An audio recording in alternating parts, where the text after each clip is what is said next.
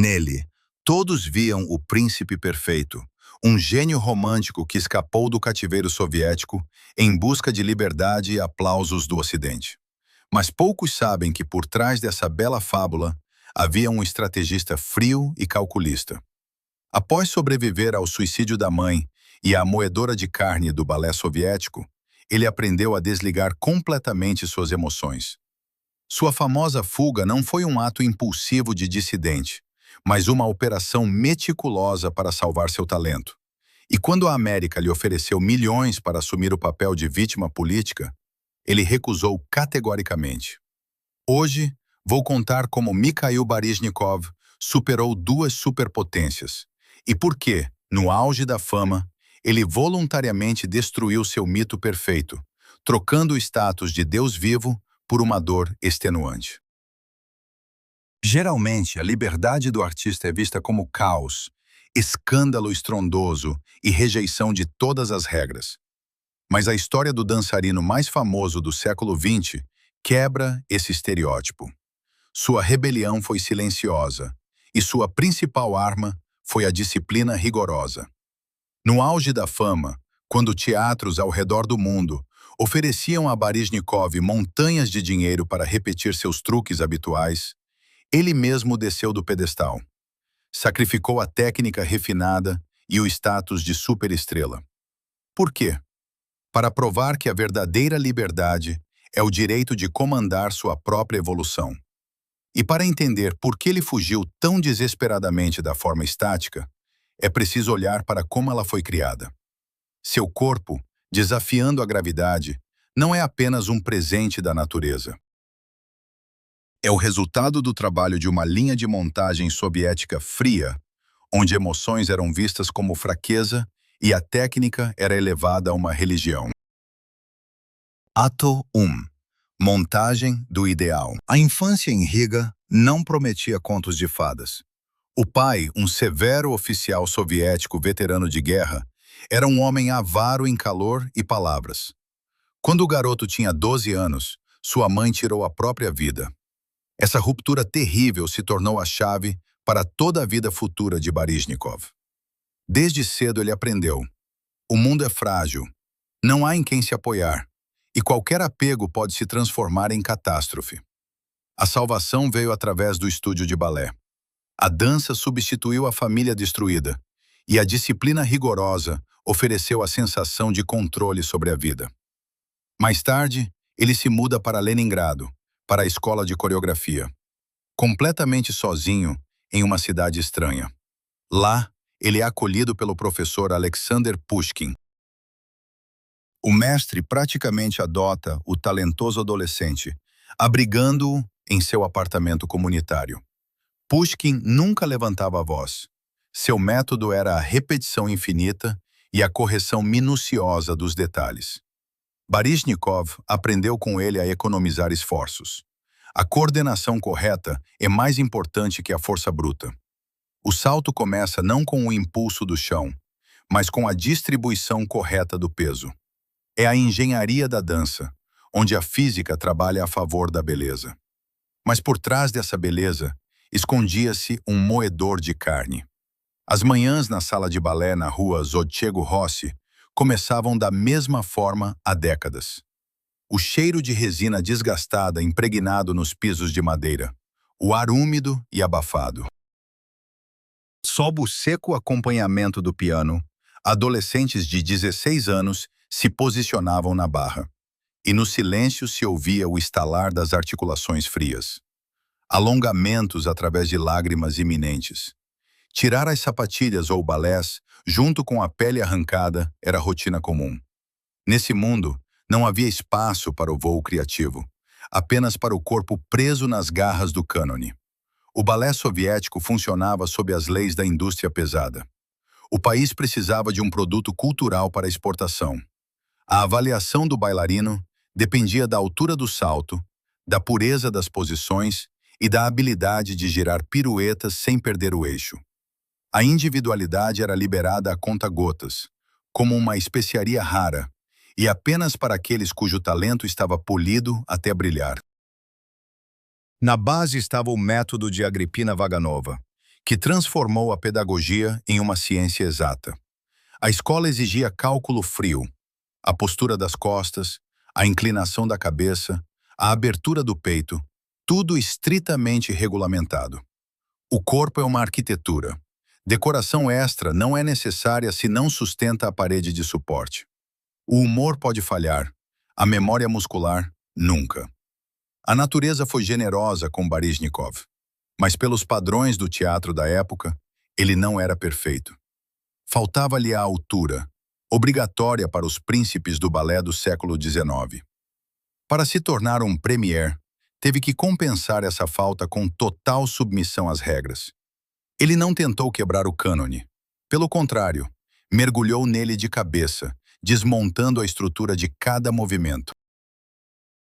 O espelho na sala não era uma ferramenta de admiração. Funcionava como um juiz imparcial. O bailarino olhava para o reflexo com um distanciamento. Registrava a assimetria, a respiração descompassada, o pé não suficientemente virado. Baryshnikov passava horas diante do vidro, ajustando suas linhas ao padrão acadêmico. Desenvolveu a habilidade de uma autoanálise implacável. No teatro soviético, o cronograma não era discutido. Aula matinal, ensaio à tarde, espetáculo à noite. Muitos viam essa rotina como uma obrigação. Baryshnikov, no entanto, transformou-a em uma armadura. O controle rígido sobre os músculos proporcionava uma estranha sensação de liberdade. Quando o corpo executa sequências complexas no automático, o cérebro ganha espaço para manobrar. O público via apenas a leveza. A plateia aplaudia a ilusão de voo. E nos bastidores ficavam o pulso acelerado e o colã encharcado de suor. A abordagem soviética exigia esconder o suor. O artista tinha que sorrir após 15 minutos de rotação contínua, e ele dominou essa camuflagem brilhantemente. Aprendeu a esconder o trabalho árduo por trás de um sorriso aristocrático. Ato 2. Anatomia do voo. No final dos anos 60, o Teatro de Ópera e Balé Kirov, em Leningrado, era o palco de uma anomalia física. O salto do jovem solista Mikhail Baryshnikov. Vamos desacelerar mentalmente o tempo e observar de perto. Corrida. Impulso. Nada de fúria animal ou esforço visível. O dançarino se desprende do chão de madeira e, de repente, parece parar no ar. Um instante em que a gravidade deixa de existir. Os profissionais chamam isso de balão, mas em sua execução, o truque parecia uma ilusão de ótica. E então, o pouso. Dançarinos comuns, mesmo os mais talentosos, geralmente voltam ao chão com um baque pesado, fazendo as tábuas do velho palco estremecerem. Baryshnikov pousava sem ruído, como um gato. O ângulo exato do corpo, joelhos flexíveis, quinta posição perfeita. Ele não rompia o espaço com força. Ele construía uma geometria precisa nele. Seu cálculo frio deixava os concorrentes para trás. Essa precisão corporal refletia completamente seu comportamento nos bastidores. Leningrado ainda se lembrava vividamente de Rudolf Nureyev, um talento acompanhado de pratos quebrados, escândalos e confrontos com a direção. Baryshnikov fazia o oposto. Extremamente educado com os professores, sempre pontual. Nenhuma briga aberta com os burocratas do partido. A burocracia soviética adorava previsibilidade, e ele jogava conforme suas regras impecavelmente. Não assinava cartas de protesto, não bebia com dissidentes de Leningrado em cozinhas apertadas, não exigia privilégios batendo na mesa.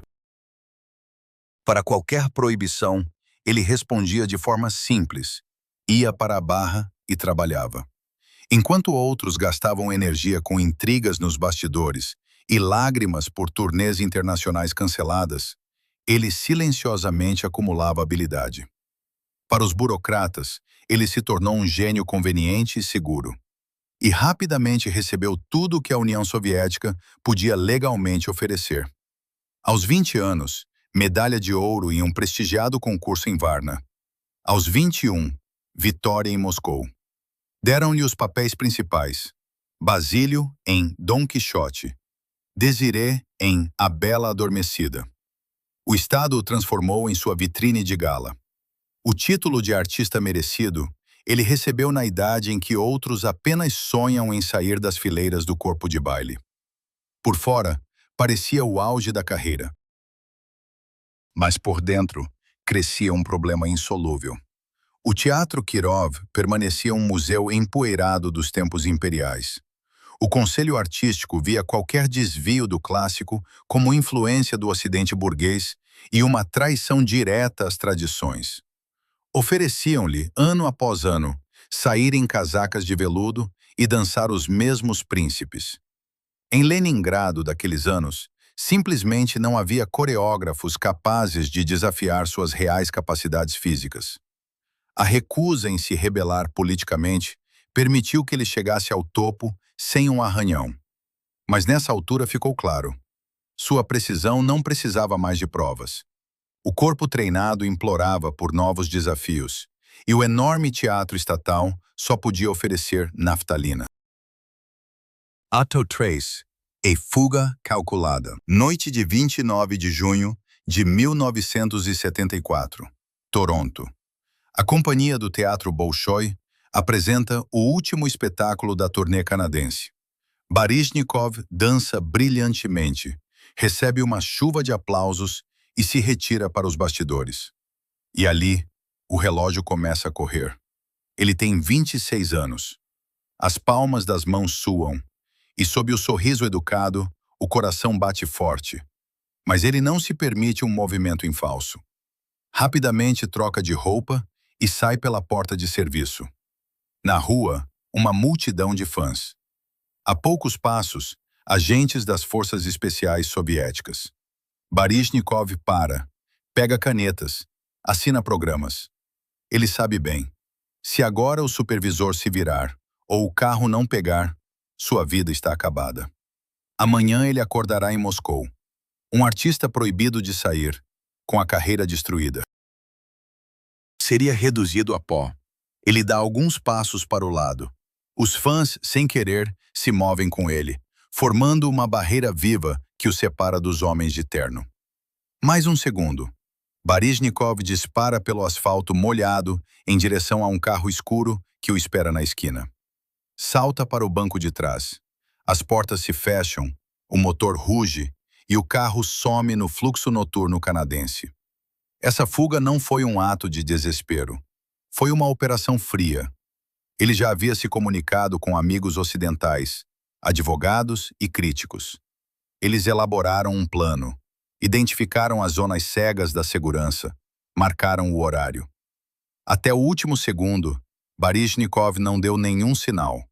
Obedientemente participava de excursões coletivas, conversava tranquilamente com os supervisores, trabalhava nos ensaios. O rigor de Leningrado foi o disfarce perfeito. A imprensa ocidental adorava transformar essas histórias em narrativas políticas. Fugiu, logo, é um combatente contra o regime, sedento por democracia. Mas no caso de Baryshnikov, essa conclusão distorce a realidade. Ele não tinha conflitos com o governo soviético.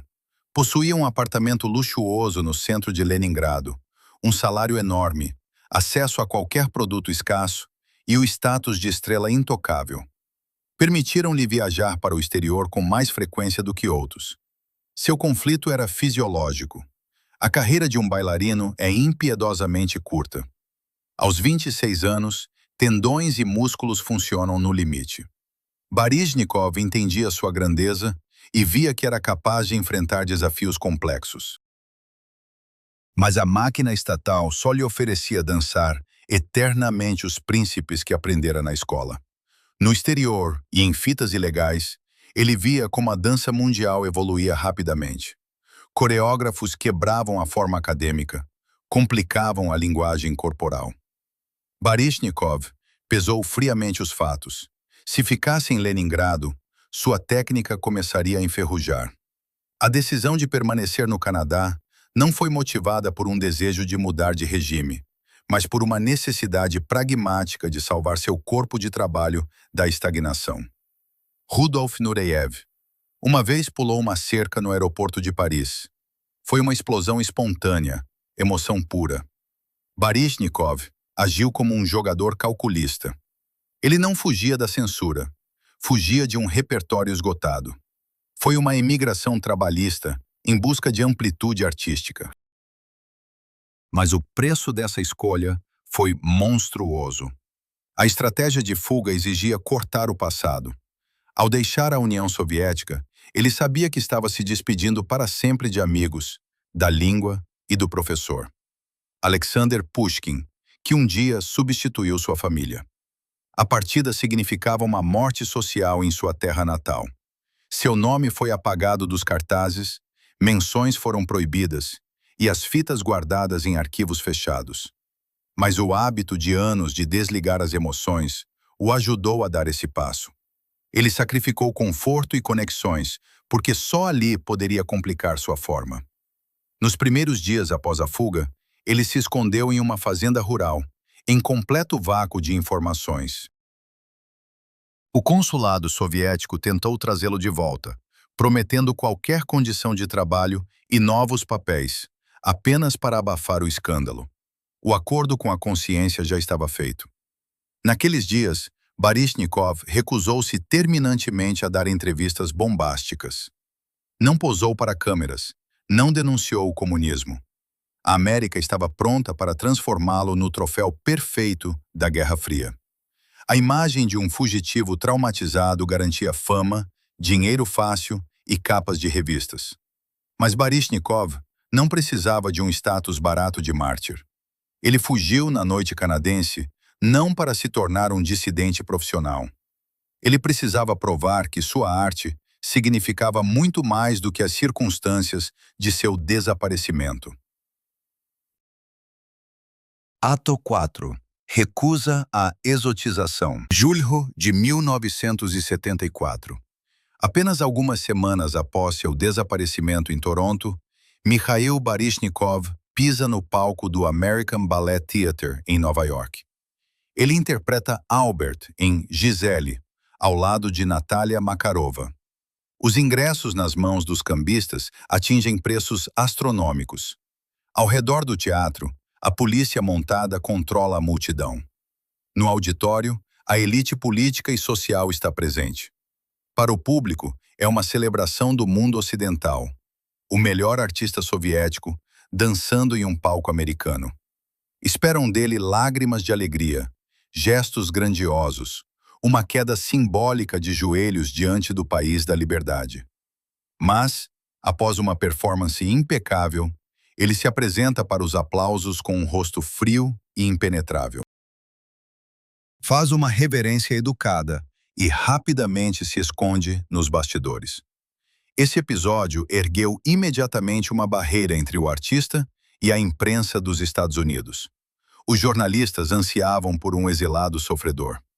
A indústria das notícias queria que ele descrevesse por horas os horrores da vida além da cortina de ferro, reclamasse de vigilância e censura. Esse papel traria milhões em talk shows e memórias. Esperavam que Baryshnikov se tornasse uma vitrine dócil do anticomunismo. Mas ele recusou terminantemente jogar esse jogo. Cortava qualquer tentativa de desviar a conversa para a política. Quando repórteres, com olhos brilhando, perguntavam sobre dissidentes, ele respondia em um tom seco e monótono, discutindo a qualidade do piso de madeira do palco ou as dificuldades dos ensaios. A imagem de vítima reduzia a amplitude de sua personalidade a uma nota de jornal. Baryshnikov bloqueava esse roteiro com uma calma glacial. Ele forçou o público a falar apenas sobre dança. Para se proteger da pressão, mergulhou profundamente no trabalho. Entregou-se a um exaustivo ritmo de trabalho. Na primeira temporada, aceitava qualquer espetáculo. Viajava em turnês, dormia em aviões, se apresentava em palcos desconhecidos e duros e constantemente trocava de parceiras. Essa sobrecarga não era por ganância. Ele queria ser avaliado pela pureza de suas linhas, não pelo fato de ter escapado com sucesso. Além disso, começou a romper com a imagem de snob refinado. Enquanto os críticos esperavam que ele se trancasse na estreita esfera do balé clássico, Baryshnikov foi para o cinema. Atuou no filme de Hollywood Momento de Decisão e foi indicado ao Oscar. Mais tarde, dançaria na Broadway com Liza Minnelli. O mundo teatral sibilava que ele havia se vendido à cultura pop, mas para ele, era mais uma maneira de quebrar a gaiola. Ele provava: o dançarino acadêmico tem o direito de ser quem quiser. A obsessão pelo trabalho rapidamente retirou dele o rótulo de visitante exótico. O público americano viu um homem que conquistava seu espaço no palco com trabalho árduo. Sua técnica impecável gerava constante admiração. Mas aí surgiu um novo conflito interno. Quanto mais aplaudiam suas piruetas, mais ele duvidava de si mesmo. Para Baryshnikov, a perfeição clássica escondia um perigo profissional. A execução perfeita de O Lago dos Cisnes não exigia novos esforços. Apenas confirmava que ele dominava brilhantemente os velhos truques. Descobriu-se que o balé ocidental estava disposto a explorá-lo com o velho esquema soviético, vender infinitamente ingressos caros para os grandes sucessos do século XIX. O status de lenda viva poderia se tornar uma prisão tão confortável quanto a nomenclatura de Leningrado. As ovações por saltos perfeitos soavam como uma sentença para seu desenvolvimento. Para evitar a estagnação, era necessário voluntariamente colocar sua forma meticulosa em risco. Ato 5. Desmontando a perfeição. Em julho de 78, a estrela mais lucrativa do balé mundial deixou o mundo teatral perplexo. Baryshnikov rompeu um contrato luxuoso de anos com o American Ballet Theatre, onde era a estrela absoluta. Renunciou a todas as regalias e se juntou à companhia do New York City Ballet. Esse grupo era liderado por George Balanchine, que não fazia concessões para celebridades. Baryshnikov aceitou uma queda brusca nos cachês, assumiu o salário padrão de um solista e se integrou a um sistema de trabalho rígido, onde seu nome famoso não significava absolutamente nada. No teatro anterior, os espetáculos eram escolhidos para destacar seus truques de assinatura. Com Balanchine, a única estrela era o próprio desenho coreográfico. O artista precisava se tornar um instrumento obediente e preciso nas mãos do coreógrafo. Baryshnikov voluntariamente se privou do status de centro do universo. O principal impacto foi fisiológico. Balanchine exigia uma velocidade metralhadora. A escola Vaganova de Leningrado ensinava o oposto: preparar-se longamente para o movimento, pairar no ar de forma impressionante, fixar a pose final.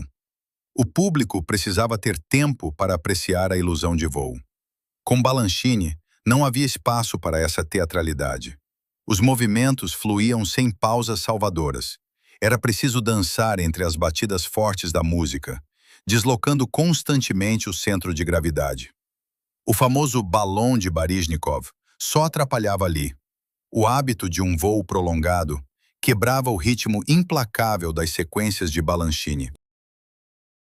As proporções clássicas perfeitas entravam em conflito direto com a necessidade de girar os quadris em ângulos estranhos e trabalhar à beira da perda de equilíbrio.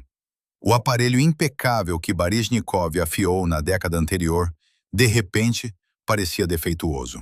Foi necessário iniciar um processo doloroso. A superestrela de ontem, queridinho do público e milionário, agora estava de camiseta suada na sala de ensaio. Ele não conseguia acompanhar o ritmo, tropeçava nos próprios pés. O jovem corpo de baile o olhava com condescendência, enquanto Balanchine, indiferente, exigia que repetisse a sequência mais uma vez. Para qualquer premier acadêmico, isso era um assassinato do ego. A disciplina, que antes sustentava sua perfeição, agora era direcionada para matar reflexos adquiridos. Ele se forçava a acelerar onde o corpo pedia pausa. Suprimia seu salto natural para não sair do desenho sincronizado do corpo de baile. Aos 30 anos, ele voltou ao status de aprendiz verde e, diante do espelho, reprogramava seu próprio sistema nervoso. Os críticos ficaram confusos. O público comprava ingressos caros para ver o gênio russo voador e via no palco uma pessoa tensa, por vezes pesada, sem o luxuoso casaco de veludo. Os resenhistas notavam secamente que Baryshnikov não acompanhava os ritmos extremos da companhia. Pela primeira vez, ele mostrou ao público não uma fachada polida e brilhante, mas sua vulnerabilidade. Ele calculou friamente esse risco. Proteger a imagem perfeita significaria morrer na profissão. Reproduzir os pas et deux testados significaria se tornar um belo túmulo para si mesmo. Para expandir seu vocabulário plástico, ele sacrificou friamente sua infalibilidade. A complexidade não parou por aí. No City Ballet, ele trabalhou com Jerome Robbins. Se Balanchine quebrava a biomecânica com velocidade frenética, Robbins eliminava a teatralidade. Ele usava a plasticidade cotidiana e o jazz. Baryshnikov aprendeu a dançar com roupas de treino simples, a se curvar, a andar com passos relaxados e a interagir com os parceiros sem o pomposo balé.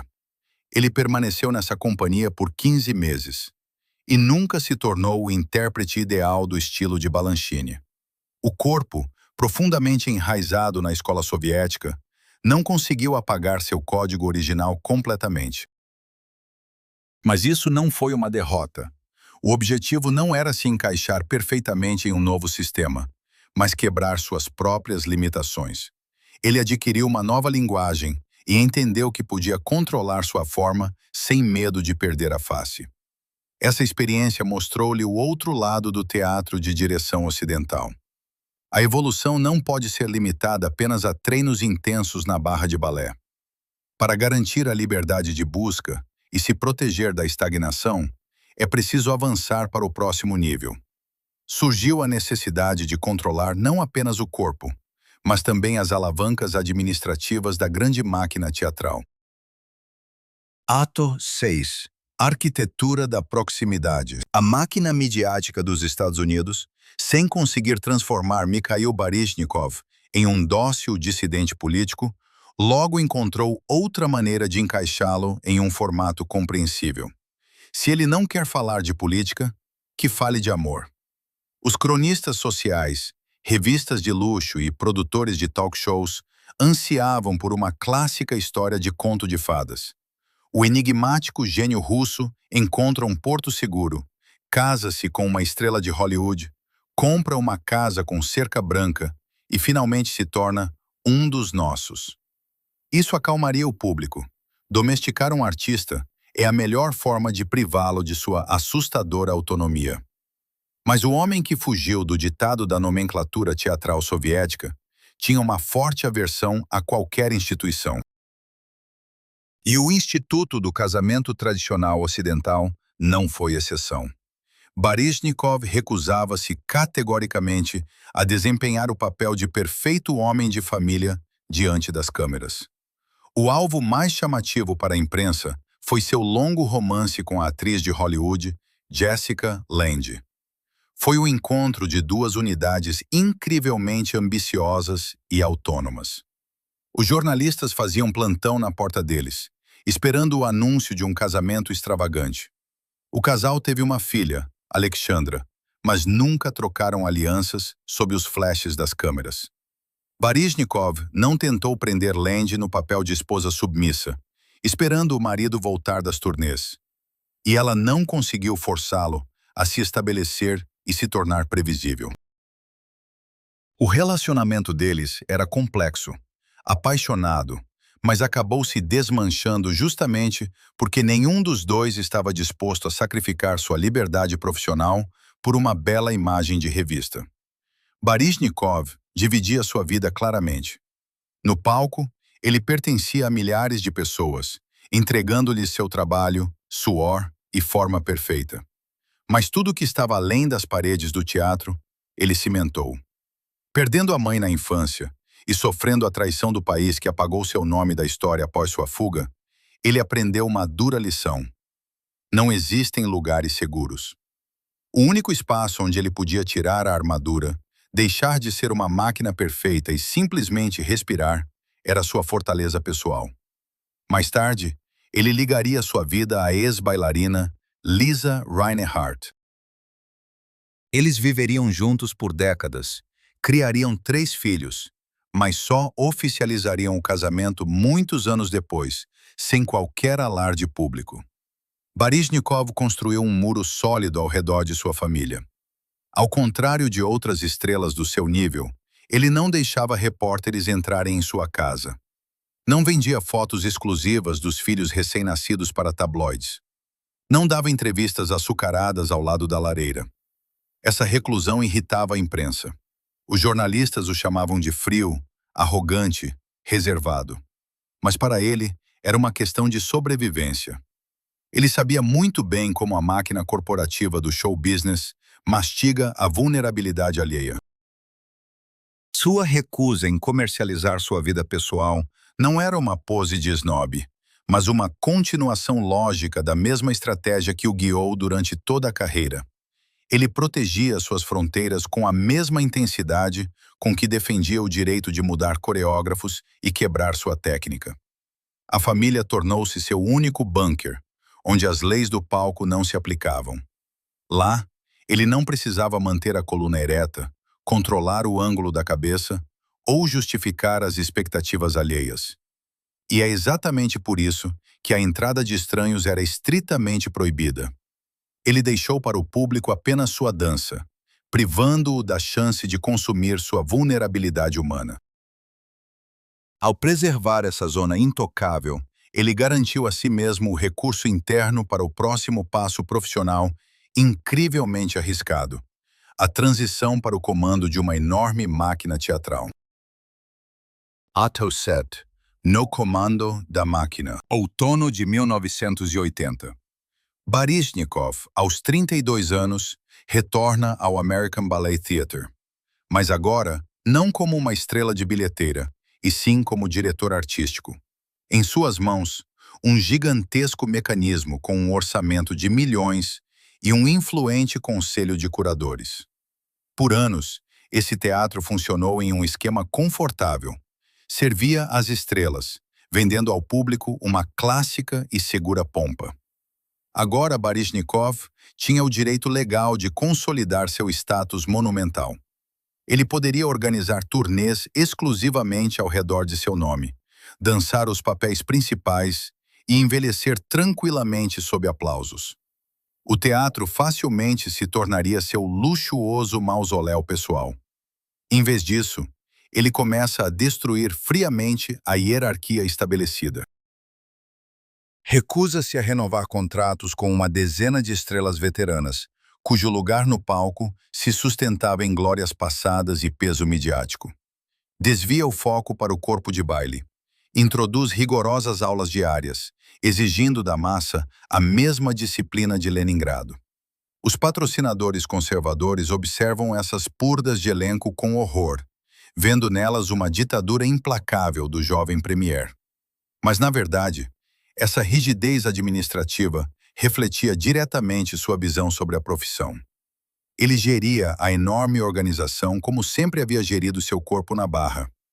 Metodicamente, eliminava o supérfluo em busca da pureza da forma. Sob sua direção, o teatro encomenda produções a autores contemporâneos: Twyla Tharp, Mark Morris. No repertório clássico, o moderno ocidental é agressivamente inserido, quebrando as expectativas habituais do público. Baryshnikov força os refinados dançarinos a dominar ritmos quebrados, complexas plásticas cotidianas e jazz. Ele evitava organicamente resultados confortáveis.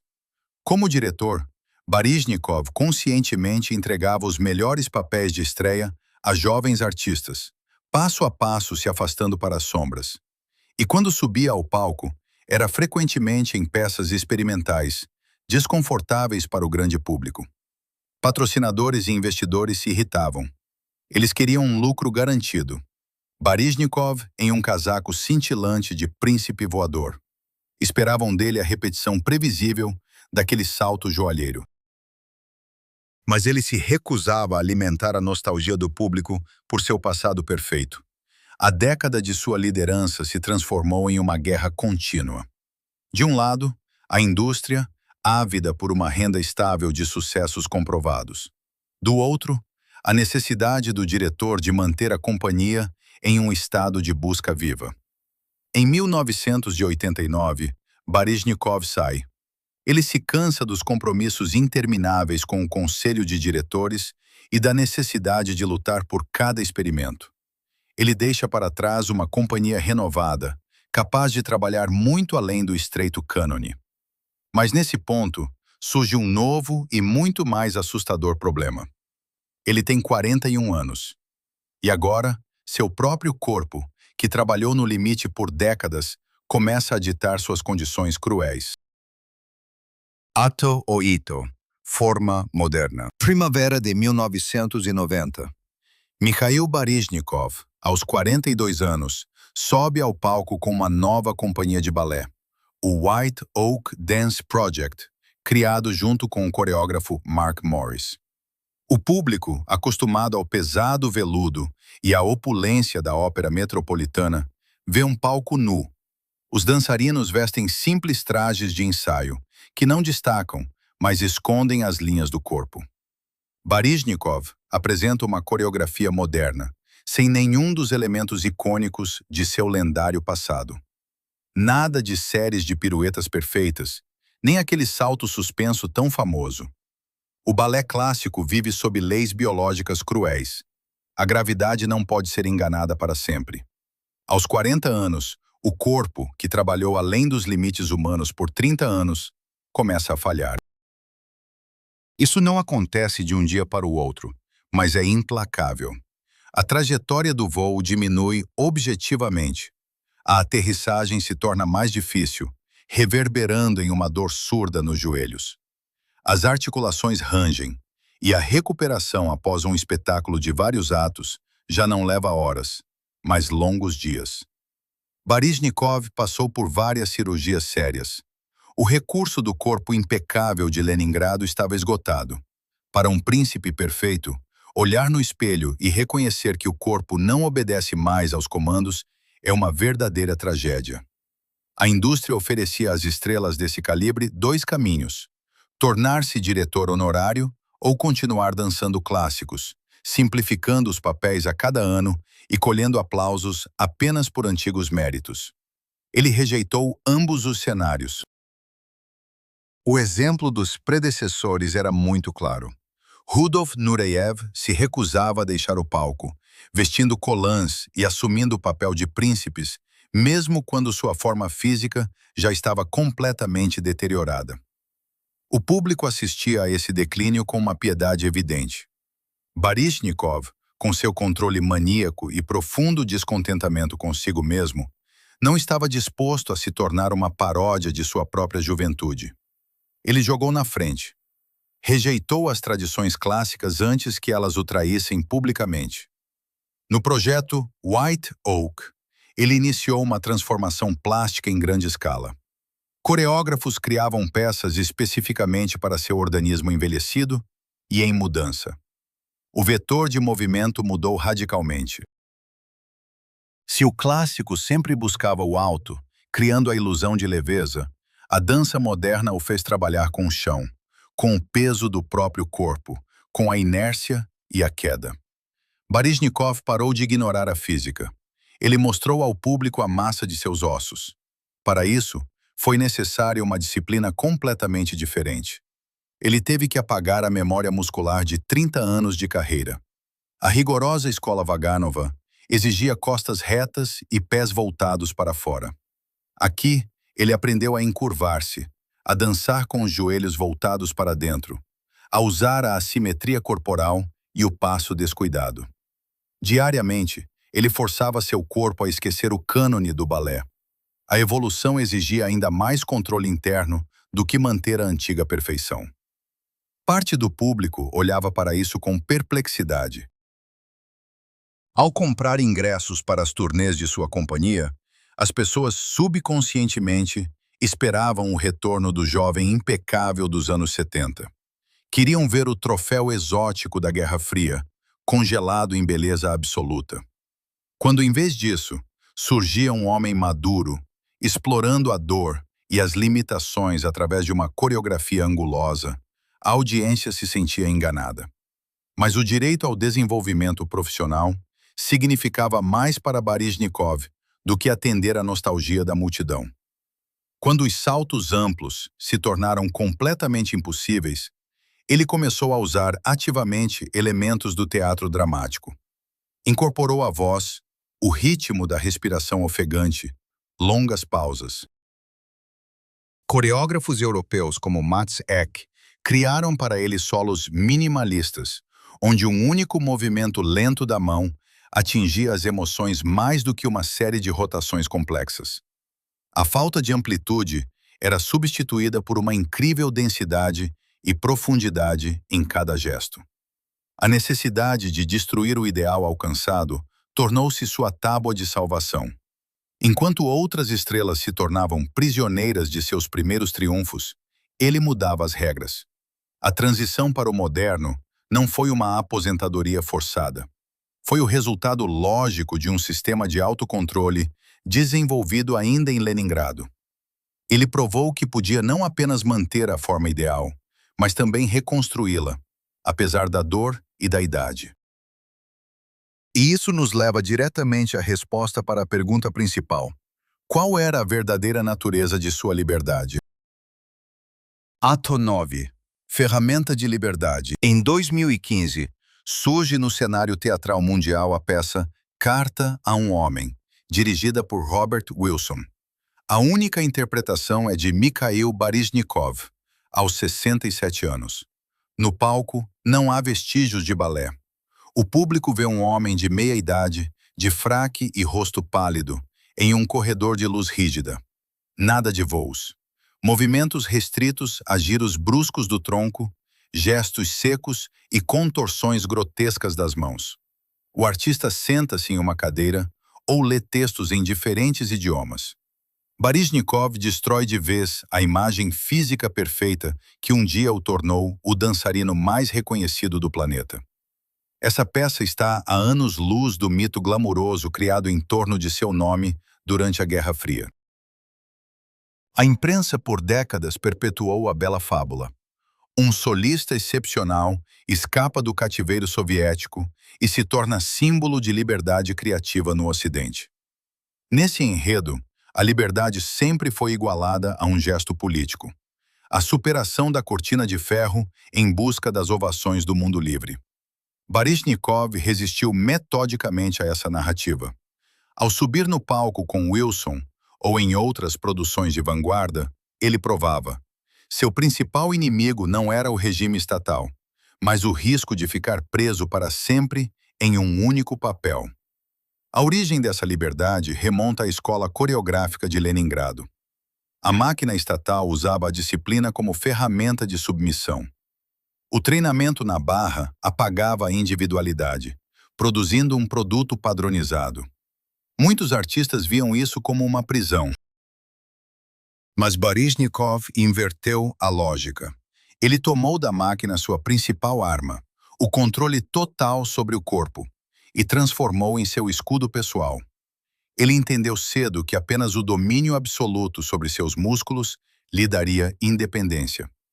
Diferente de Rudolf Nureyev, cujo caminho sempre foi marcado por escândalos, contratos rompidos e guerras abertas com diretores de teatro, Baryshnikov nunca desperdiçou energia com extravagâncias. Nureyev arrombava portas com o ombro. Baryshnikov preferia encontrar as chaves. A ausência de resistência externa permitia que ele se aprofundasse na forma. Sua rebeldia acontecia a portas fechadas na sala de ensaio, onde ele quebrava combinações em milímetros. Esse pragmatismo explica o verão de 1974. A fuga para Toronto foi um cálculo frio de um profissional, não um surto de um dissidente. Ele precisava de um amplo espaço de trabalho e do direito ao erro. A decisão de permanecer no Ocidente foi um passo lógico de alguém que se recusava a ser uma peça de museu. Nos Estados Unidos, ele poderia ganhar milhões, dançando eternamente príncipes.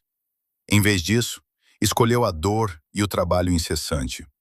Foi até George Balanchine para quebrar sua base precisa em busca de velocidades extremas alheias. Trabalhou com coreógrafos modernos, apagando seu código a cada vez. Nessa constante mudança de estilos, revelava-se sua profunda desconfiança em relação ao resultado alcançado. Para a maioria dos artistas, a técnica perfeita e o reconhecimento do público são o ponto final. A zona de conforto que se protege a qualquer custo. Para Baryshnikov, a perfeição soava como uma sirene de alerta. A forma infalível se transformava imediatamente em uma nova prisão. A insatisfação constante consigo mesmo o impulsionava adiante. Ele temia a previsibilidade mais do que lesões físicas ou críticas devastadoras. Assim que o público sabe exatamente o que o artista fará no segundo seguinte, a arte termina e começa a repetição. O mesmo princípio se aplicou à gestão. Ao assumir o American Ballet Theatre, ele poderia ter transformado a companhia em seu trono pessoal. Mas, em vez disso, começou a limpar rigorosamente o elenco, a se colocar em segundo plano e a apostar no modernismo controverso. O medo de se tornar um monumento vivo o fazia arriscar o dinheiro dos patrocinadores. Ele dirigia a companhia com a mesma implacabilidade com que controlava seu corpo. E quando a burocracia começou a atrasar o desenvolvimento, simplesmente levantou e saiu. Sua biografia oferece uma compreensão completamente diferente de independência. Na cultura pop, liberdade é frequentemente associada ao caos e à permissividade. Seu caminho prova o contrário. A verdadeira independência exige um titânico autocontrole. A capacidade de mudar sua plasticidade, seu papel conforme a idade e seu status de acordo com o tempo, só aparece quando há uma coluna vertebral de aço por dentro. A disciplina não foi um espartilho, mas uma chave mestra universal. Ela lhe deu o direito de controlar suas transformações, sem se importar com as expectativas do público ou as leis do envelhecimento. O principal legado de Baryshnikov é que ele reescreveu as regras do jogo. Um grande artista não é aquele que alcança o ideal e se agarra a ele com força até a velhice. Um grande artista é aquele que, no auge da fama, tem a coragem de desmontar seu sucesso em pedaços e criar algo completamente novo. Sua vida provou. A revolução mais poderosa acontece sem alarde, porque sua principal arma não são as emoções, mas a disciplina. Na história da cultura, são raros os casos em que alguém decide, por vontade própria, derrubar seu próprio pedestal. Baryshnikov poderia ter permanecido para sempre como o príncipe voador das gravações de arquivo. Impecável, inalcançável, congelado no auge da forma física.